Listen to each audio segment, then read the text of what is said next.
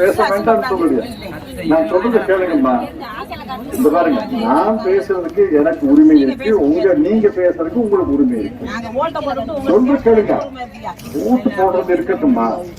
பேசுறது நான் பேசுறேன், நீங்க பேசுங்கன்னு சொல்றேன். நான் பேச வேண்டாம்னு சொல்லலையே, பேசுங்கன்னு சொல்றேன். நல்லா மைக் போட்டு மேடை போட்டு பேசுங்க. சுதந்திர நாடு யார் வேணாலும் பேசுறேன். இந்த சுதந்திரம் பாதுகாக்கப்பட வேண்டும் என்பதற்காக தான் நான் நிற்கிறேன். இந்த சுதந்திரம் பறிபோய்விடும் என்ற அச்சம் தான் எனக்கு. பாரதிய ஜனதா கட்சி ஆட்சி நடப்பதை பார்க்கும்போது பேசாம நான் பேசுறத கேட்டு நீங்க பேசுங்கன்னு சொல்றேன்ல. என்னம்மா இந்த பொம்மை நீங்க பேசுங்கன்னு தான் சொல்றேன். நான் ஒரு ஆள் பேசுங்க, ஒரு ஆள் பேசுங்க.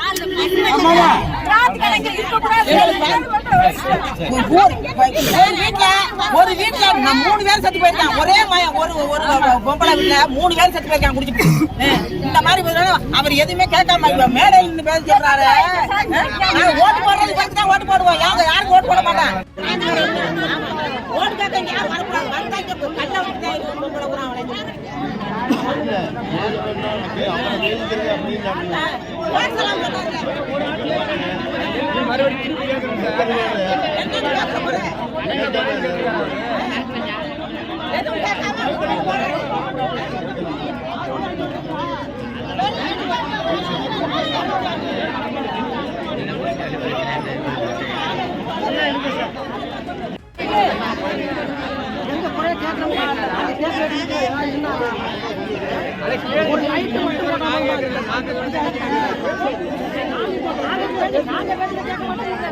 ரூபாய் வருகிறதா இல்லையா?